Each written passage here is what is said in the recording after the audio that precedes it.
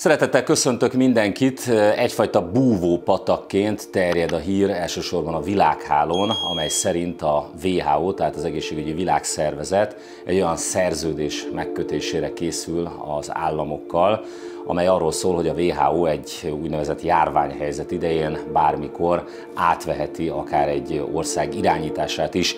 Mi már a parlamentben is felszólaltunk ezzel kapcsolatban, a média és a politika mégis hallgat a világon, és hát főleg Magyarországon erről a kérdésről, miközben például Bill Gates arról posztolgat, ahogy ezt most is látják, hogy 6 hónap alatt az egész világot be kellene oltani azokkal a vakcinákkal, amelyeknek hosszú távú hatásairól még mindig nagyon kevés ismerettel rendelkezünk, és hát azt is tudjuk, hogy a nagy Big Pharma, a gyógyszeripar, vagy akár Bill Gates mennyire közel áll a WHO főigazgatójához, az etióp Tedros Adhanom Ghebreyesushoz. Vizsgáljuk meg tehát ezt a kérdést közelebbről, nézzük meg, hogy mi az igazság, tényleg át akarja venni a WHO az irányítást az országok fölött.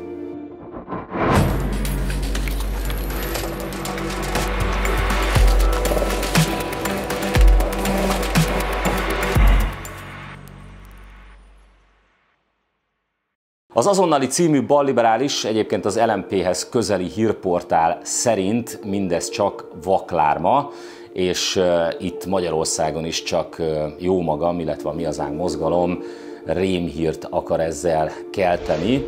A Milyen WHO szerződés az, amit Toroczkaiék nagyon átnézetnének című hosszú cikkükben a következőket írják.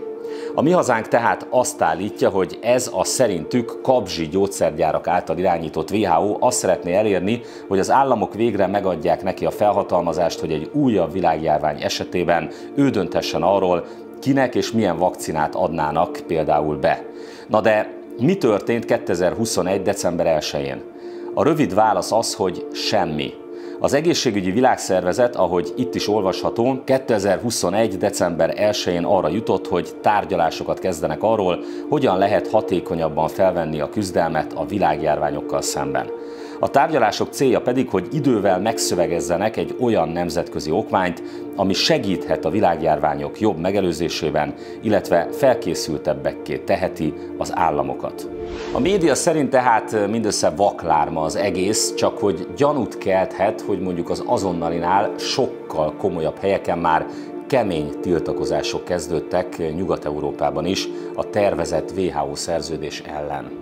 Az Egyesült Királyság parlamenti oldalán például már egy petícióhoz gyűjtenek aláírásokat, amely arról szól, hogy a WHO szerződéshez való csatlakozást csak akkor írhassa alá a kormány, hogyha arra népszavazáson felhatalmazást kap. De európai parlamenti képviselők is akadnak már, akik nagyon keményen és nyíltan felszólaltak a tervezett WHO szerződés, illetve az ehhez kapcsolódó módosítások ellen. Itt van például Christine Anderson, németországi európai parlamenti képviselő. Liebe Bürger, vor kurzem hatte ich Sie darüber informiert, dass seit dem 1. März eine zwischenstaatliche Verhandlungsgruppe zusammengetreten ist, die einen Zeitplan und eine Arbeitsweise zur Neugestaltung der Verträge zwischen WHO und Mitgliedstaaten erarbeitet. Diese Vertragsänderungen zielen darauf ab, der WHO im Falle einer Pandemie die faktische Regierungsgewalt über Mitgliedstaaten zu übernehmen, ohne Einbindung oder Rücksprache mit nationalen Regierungen oder nationalen Parlamenten.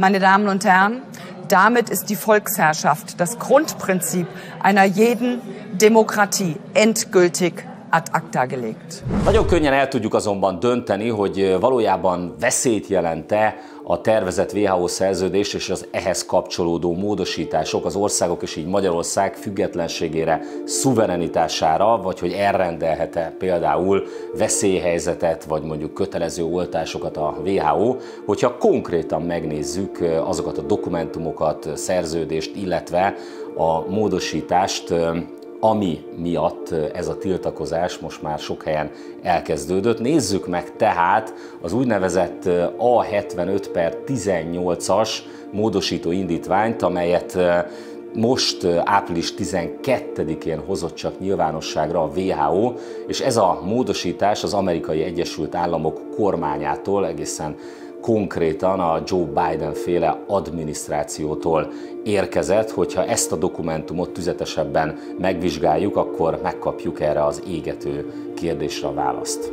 A dokumentum 9. cikkelye, a 4. pont a következőt írja.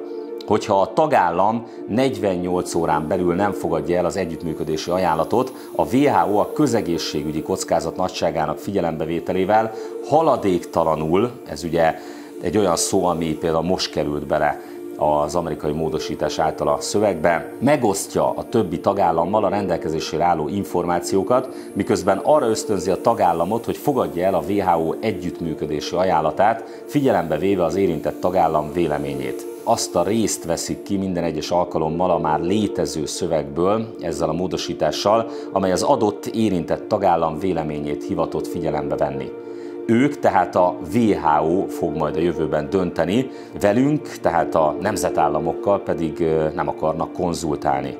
De a lényeg itt jön a 8. oldal 2. pont közepénél, ami úgy szól, hogy ha a főigazgató úgy dönt, és a tagállam egyetért e tekintetben, ez volt az eredeti szöveg, és itt kihúzták az amerikai módosító indítvány alapján a tagállam egyetért e tekintetben részt. Tehát a jövőben már csak az lesz, hogy ha a főigazgató úgy dönt, hogy az esemény nemzetközi közegészségügyi vészhelyzetnek minősül, a főigazgató a 49. cikkben meghatározott eljárásnak megfelelően megkeresi a 48. cikk alapján létrehozott bizottságot, a továbbiakban vészhelyzeti bizottság és megfelelő idéglenes ajánlásokat kér. Azaz itt ebben a részben szerepel az, itt került be az, hogy a WHO főigazgatója, tehát Tedros Adhanom Ghebreyesus, a Big Pharma nagy gyógyszeripari vállalatok nagy barátja, akit etióp terrorista, marxista szervezetekkel is összefüggésbe hoztak, és mindenféle kétes ügyletekkel, tehát ez az etióp ember döntheti el azt, hogy akár egészségügyi vészhelyzetet rendelnek el, a tagállam, tehát mondjuk jelen esetben akár Magyarország jóváhagyása, tehát a kormány, az országgyűlés jóváhagyása nélkül. Itt tehát egyértelműen szerepel ez a dokumentumban, ellentétben azzal, amit a média állít, ez bizony egy igen komoly szuverenitási kérdésnek tűnik, hiszen pontosan a tagállami egyetértést húzzák ki a szövegből. Utána a 3. pont arról szólt eredetileg, hogy mi történik akkor, hogyha a WHO és az érintett tagállam konzultációja a vészhelyzetet illetően nem vezet megegyezésre. Ezt kompletten ki is húzták, nem érdekes, hiszen már nincs konzultáció, ők, tehát a WHO, illetve a mögötte álló bármilyen körök dönthetnek. És ide került be egy új pont, a 6. pont. Ha egy eseményről nem határoztak úgy, hogy megfelel a nemzetközi jelentőségű közegészségügyi veszélyhelyzet kritériumainak, de a főigazgató megállapította, hogy fokozott nemzetközi tudatosságot és potenciális nemzetközi közegészségügyi választ igényel, a főigazgató a kapott információk alapján bármikor határozhat úgy, hogy közbenső közegészségügyi riasztást ad ki a részes államoknak, és konzultálhat a vészhelyzeti bizottsággal. Utána pedig a 9. oldal 3. pontjából is kikerült az, hogy a tagállam kérésére, tehát ezt a részt törölték, és csak úgy kezdődik a mondat, hogy a WHO segítséget ajánl az érintett tagállamnak, akinek 48 órája van ezt elfogadni, vagy elutasítani. De hogyha elutasítja, ezt indokolnia kell, amit a WHO megoszt a tagállamokkal. Mi az, amit tehát tehetünk? Nyilvánvaló, ebből a szövegből egyértelműen kiderül, hogy az amerikai kormányzat, a Joe Biden féle adminisztráció módosító indítványa igenis tartalmazza azt, hogy mostantól a WHO főigazgatója kihirdethet egészségügyi vészhelyzetet bármelyik tagállamban. Tehát ez bizony, ahogy az előbb fogalmaztam, szuverenitási kérdés.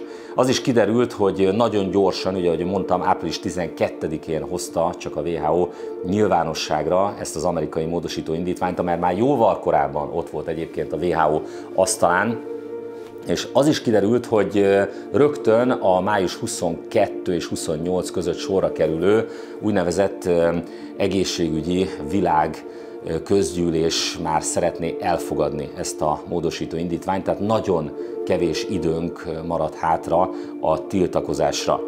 Közben az is kiderült, hogy ezt az amerikai módosító indítványt kik támogatják. Nem meglepő egyébként az országok felsorolása. Ugye Amerika holdudvarába tartozó, részben félig gyarmatosított országokról van szó, de az Európai Unió úgy egészében is támogatásáról biztosított ezt az indítványt. Ez azt jelenti, hogy az Európai Unió tagállamai között Magyarország kormánya is egyenlőre támogatja ezt az amerikai indítványt. Ezt óriási problémának tartjuk és szuverenitási kérdésnek.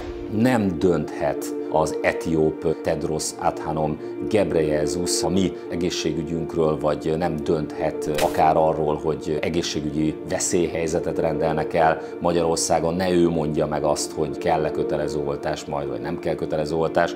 Tehát mi azt gondoljuk, hogy nem adhatunk egyszerűen ilyen jogkört, és egyre szélesebb jogkört a WHO főigazgatójának a kezébe. A kérdés az, hogy hogyan tudunk tenni mindez ellen. Hát elsősorban, mivel most már parlamenti párt vagyunk, a parlament keretein belül próbálunk tiltakozni, én már felszólaltam, és lesznek is még ebben a témában felszólalásaim. Azt követeljük a magyar kormánytól, hogy ne támogassa ezt a módosító indítványt, illetve nem csak ezt kérjük a kormánytól, hanem azt is, hogy fontolja meg, hogy szükségünk van egyáltalán arra, hogy az a WHO adjon nekünk útmutatást, amely pont a Covid-dal kapcsolatban hát nem igazán tudta megvédeni Magyarországot, illetve a WHO gyakorlatilag nem tesz semmit az ellen, hogy ma már mesterséges járványokat tudnak elindítani egy kis módosítással, ma már a tudomány azon a szinten áll, hogy bele tud piszkálni, bele tud nyúlni egy baktérium vagy akár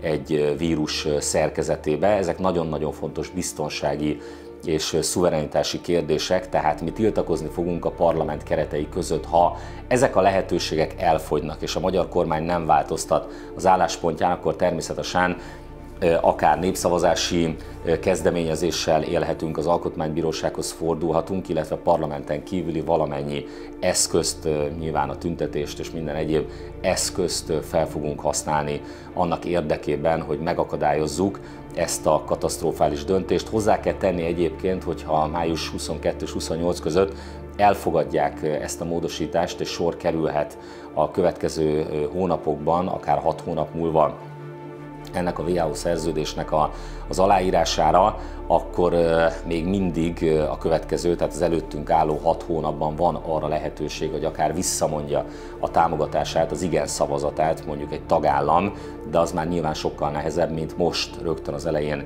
tiltakozni és akadályozni azt. Mi tehát azon leszünk, hogy ne valamiféle, ahogy én szoktam mondani rendszeresen, füstös szobákban döntsenek Magyarországról, hiszen itt nem csak az egészségügyi helyzetünkről van szó egy ilyen veszélyhelyzet kihirdetésekor, hanem akár a gazdaságunkat is tönkre tehetik. Semmiféleképpen nem szabad hagyni, hogy ezek a körök a füstös szobákból, New Yorkból, Etiópiából, vagy bárhonnan, a világ bármelyik szegletéből döntsenek, ne a disznófejű nagyurak kezében legyen Magyarország és a magyarok sorsa, hanem az maradjon a mi kezünkben. Ezen fogunk tehát dolgozni.